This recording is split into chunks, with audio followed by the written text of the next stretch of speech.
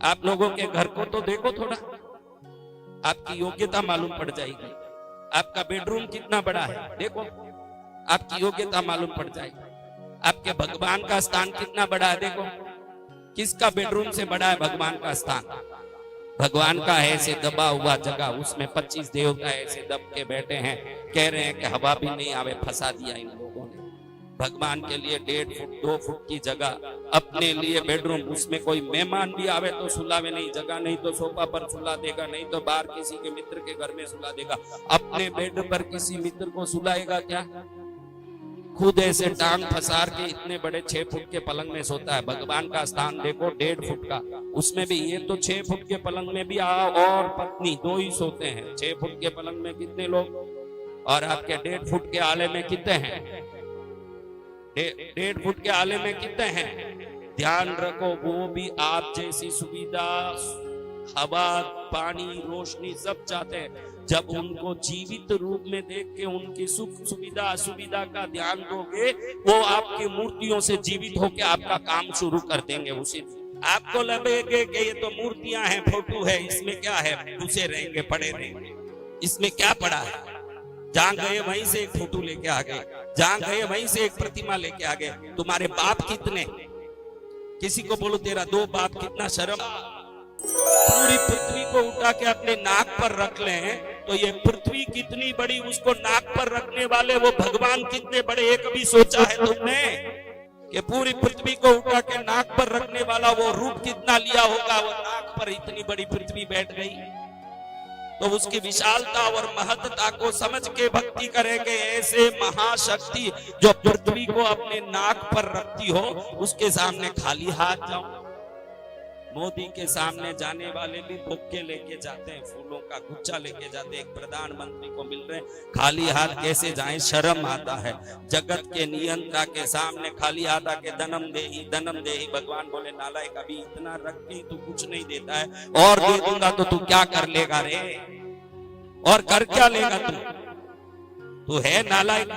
अभी क्या कमी क्या है? सबके गले में एक सोने का चैन तो दिख ही रहा है। आई तब एक आपी लेके नहीं आ रही है। भगवान बोले और बैठ के धन लक्ष्मी धनम देही धन लक्ष्मी। अरे मिले हुए का देखो, आपका बेटा बैठ के भोजन कर रहा है, थाली में थोड़ा हलवा पड़ा है, थोड़े से उसकी रोटी सब्जी, थोड़ा थोड़ा दाल चावल पड़ा है। अब वो हलवा पड़ा है, अभी वो मम्मी हलवा दो ऐसे बोलता, आप क्या बोलोगे? बोलो क्या बोलोगे? हाँ, पहले जो हलवा पड़ा ये तो खा भाई, फिर खराब होगा, बाहर जाएगा, पहले ये खा ले, फिर और जितना चाहे दूंगी, लेकिन बिगाड़ा नहीं होना है। ये बोलोगे कि नहीं? पहले जो थाली में है ये खा। तो पहले मिले हुए का दान धर्म करने सीखना ही नहीं, और सीखा ही नहीं, और यहाँ आके धनम दे ही करते हो। पहले तो थाली में हलवा है ही है, तुम्हारा आ जाते हो, कहीं भी जाओ खाली हाथ। रोगी के पास, प्रभु के पास, गुरु के पास। जैनों में कल्पसूत्र नाम का एक सूत्र है, उस सूत्र में वर्णन है, तू अत्यंत गरीब है तो एक इलायची लेके गुरु के चरण में चढ़ा, लेकिन खाली हाथ मत जा, क्योंकि उनके ज्ञान का कोई कीमत ही नहीं है। वो बेशकीमती ज्ञान लेके तू फोगट में जाएगा, कुछ भी चढ़ाए, मगर अगले जन्म में बेल बन के किसानों की खेती में जोता जाएगा, न मार खा खा के वो हिसाब चुकाएगा। तेरे को हिसाब चुकाना है मार खा के। ज्ञान का कीमत कितना? देखो मेरे में वो साधना की शक्ति है कि मेरे पास आने के बाद आपके अंतर मन के सप्त भय डर सब समाप्त हो जाएंगे ना। आपके अंदर वो ऊर्जा आएगी, आप सोचोगे कि नींद ही नहीं आती थी, अब कैसे आ रहा है। डर ही डर लगता था, अब हिम्मत इतनी कैसे आ गई? क्योंकि साधकों के शरीर से जो तरंगे निकलती है, पूरे संसार को आप्लावित करके उनके जीवन को मस्त करने दें। तो क्या ऐसे ही जिंदगी भर मरे हुए, डरे हुए, थके हुए ऐसे होना है? तो कल से आपकी दयालु दिल में देखना चाहता हूं मेरे बच्चों को। भक्ति होगी कि ऑफिसर की मर्जी से?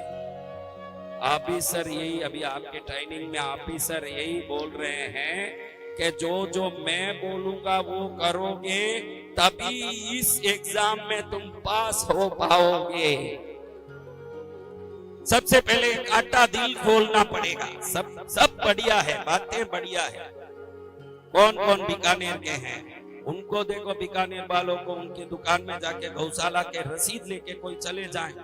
हाँ, ये महाराज जी बड़ी सी गौशाला चलाने की सोच रहे, 1 लाख नंदी को मेरे को रखना है, इतना पैसा आ जाए तेरे को।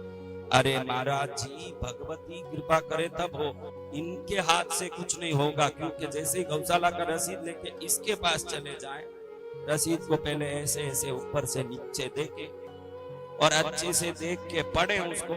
सब पढ़ लिया, उसमें लिखा है सूरश्याम गौशाला, सब लिखा हुआ। पढ़ने बाद में ये क्या है, अरे उसी में लिखा, फिर क्या है, क्या गौशाला का रसीद है क्या, अब ये है क्या, उसको समझाना 10 मिनट। फिर बोले आप क्यों आए, अरे वो रसीद लेके आया हूँ, क्यों आए दिख नहीं रहा है। अभी शाम को देखो तो पानी पूरी खाते, होटलों में घूमते, पिक्चर में घूमते दिख रहा है। उसमें उतना खर्चा कर लिया जितना दान भी नहीं देगा। जब बड़े भाई को पूछना नहीं, जब किसी बड़े भाई को पूछना नहीं है, जब मजा लेना है, अपना मजा लेना, सब लेना, और घर में पहुंच जाओ औरत के पास रसीद बुक लेके।